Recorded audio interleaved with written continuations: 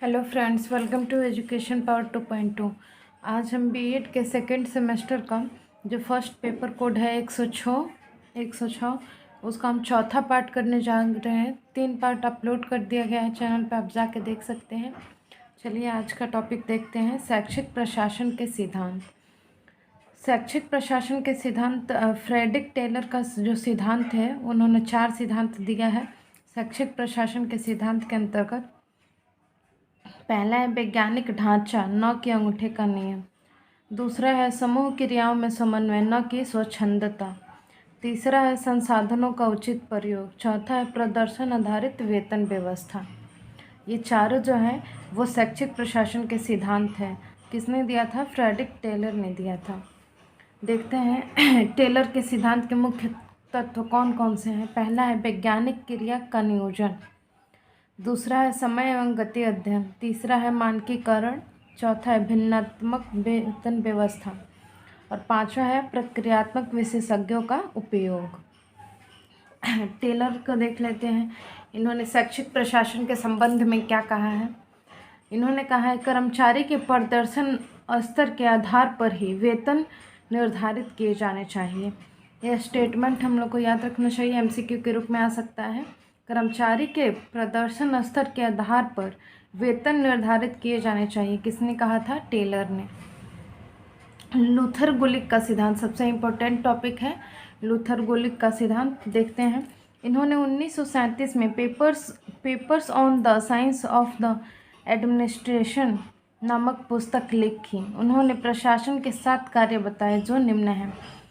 Papers on the science of administration, ये book हम लोग को याद कर लेना चाहिए, पूछा जा सकता है किसने लिखा है। इसमें उन्होंने प्रशासन के 7 कार्य बताए हैं जो देखते हैं। उन्होंने एक पोस्ट कॉर्ब नामक नीति बनाई थी। पोस्ट कॉर्ब, इसके पोस्ट कॉर्ब किससे मिलकर बना है ये देख लेते हैं। ये भी पूछा जा सकता है पोस्ट कॉर्ब किन्होंने दिया था, तो लूथर गुलिक ने। पहला है नियोजन यानी प्लानिंग। दूसरा है संगठन यानी ऑर्गेनाइजिंग। तीसरा है नियुक्ति यानी स्टाफिंग। उसके बाद नेक्स्ट है निर्देशन यानी डायरेक्टिंग। सी से समन्वय यानी कोऑर्डिनेटिंग। रिपोर्टिंग।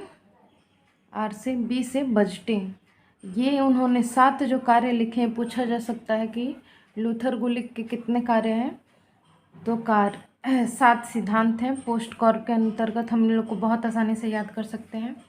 चलिए देखते हैं इसके आगे। मानवीय संबंध का सिद्धांत।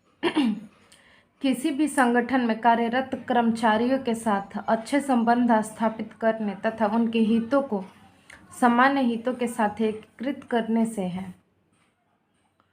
देखते हैं मानवीय संबंध के अंतर्गत मेयर ने क्या कहा है। मानवीय संबंध व्यक्तियों के साथ व्यक्तिगत एवं सामूहिक रूप से व्यवहार करना है। किसने कहा था? मेयर ने। जोसेफ एल मैसी ने कहा था मानवीय संबंध अभिप्रेरणा की प्रक्रिया है जो उद्देश्यों के संतुलन स्थापित करती है। तीसरा देखते हैं रॉबर्ट साल्टन। इन्होंने क्या कहा है? कार्यरत व्यक्तियों का अध्ययन ही मानवीय संबंध है। ये जो स्टेटमेंट है बार बार हम रिवीजन कर सकते हैं इसको, क्योंकि एमसीक्यू के रूप में ये आते हैं।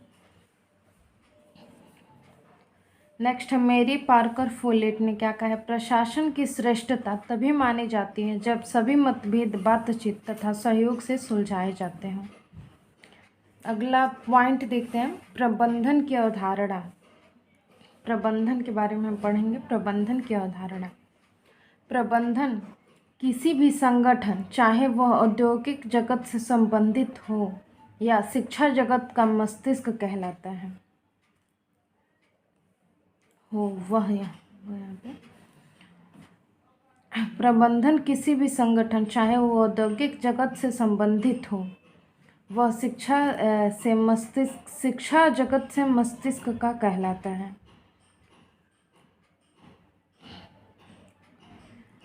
देख लेते हैं स्कॉट ने क्या कहा है। विवादों को न्यूनतम करना ही प्रबंधन का उद्देश्य है। विवादों को न्यूनतम करना ही प्रबंधन का उद्देश्य है। ये किसने कहा था? स्कॉट ने कहा था। देख लेते हैं प्रबंधन शॉर्ट पॉइंट में क्या कहते हैं प्रबंधन को? प्रबंधन नियोजन, क्रियान्वयन, पुनर्चिंतन से संबंधित होता है। हेरोल्ड सेंटेज ने क्या कहा है? प्रबंधन औपचारिक रूप से गठित व्यक्तियों के समूहों से कार्य करने की कला है। मैकफॉरलैंड ने कहा है प्रबंधन आधारभूत समन्वय तथा संचालन संक्रिया जिसमें संगठित प्रयास सम्मिलित रहते हैं। जॉर्ज टेरी ने कहा है पूर्व निर्धारित उद्देश्यों की प्राप्ति के लिए मानवीय तथा अन्य संसाधनों का उपयोग करने की सुनिश्चित प्रक्रिया है। किसने कहा था? जॉर्ज टेरी ने। प्रबंधन की विशेषताएं देख लेते हैं कौन कौन से हैं। प्रबंधन एक स्व उद्देश्य प्रक्रिया है। प्रबंधन से कार्य की सफलता बढ़ती है। ये सार्वभौमिकता है इसके अंतर्गत। यह समन्वित प्रक्रिया है। प्रबंधन क्रिया आधारित होती है। प्रबंधन बहुआयामी होता है। सिस्क देख लेते हैं क्या कहा है इन्होंने। प्रबंधन नियोजन प्रक्रिया, संगठन प्रक्रिया, निर्देशन तथा नियंत्रण के द्वारा निर्धारित उद्देश्यों को प्राप्त करने का साधन संयोजन है। जेम्स लुंडे ने देखते हैं क्या कहा था। प्रबंधन मुख्य रूप से किसी विशिष्ट उद्देश्यों के लिए प्रयासों को नियोजित, समन्वित, अभिप्रेरित एवं नियंत्रित करने की कला है। किसने कहा था? जेम्स लुंडे ने। अगला पॉइंट देखते हैं। एडमॉसन, रोमर, बेकन ने अपनी पुस्तकों में 15 सिद्धांत दिया है। किसका सिद्धांत दिया है? शैक्षिक प्रबंधन के सिद्धांत दिए हैं। 15 सिद्धांत। कौन कौन? एडमॉसन ने, रोमर ने, बेकन ने। पहला है स्वास्थ्य, सामाजिक कौशल व चरित्र का विकास। दूसरा है पाठ्यक्रम एक साधन बनाया जाए। तीसरा है व्यक्तित्व निर्माण। चौथा है साधनों का सदुपयोग। पांचवा है समन्वय। छठा है प्रजातांत्रिक दृष्टिकोण। सातवां है विकेंद्रीकरण। आठवां है व्यक्तिगत विशेषताओं का अध्ययन। नौवां है अनावश्यक आवृत्तियों पर नियंत्रण। 10वां है प्राथमिकता प्रदान करना। 11वां है संपूर्ण विद्यालय का हित सर्वोपरि हो। 12 नंबर है कर्मचारियों की व्यावसायिक उन्नति। 13 नंबर है शिक्षा दर्शन के सिद्धांतों का परिपालन। 14 नंबर है सार्वजनिक संबंधों की स्थापना। 15 नंबर है आशावादी दृष्टिकोण। अब देख लेते हैं शैक्षिक प्रशासन तथा प्रबंधन में क्या अंतर है।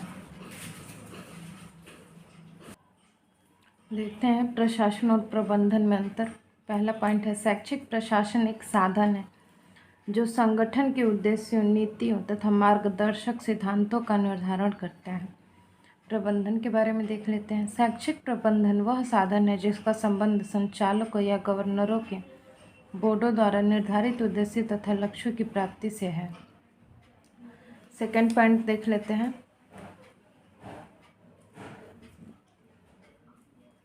शैक्षिक प्रशासन। शैक्षिक प्रशासन पदावली का प्रयोग सार्वजनिक मामले, कानूनों तथा व्यवस्था, नागरिक संस्थाओं आदि के प्रशासन के लिए किया जाता है।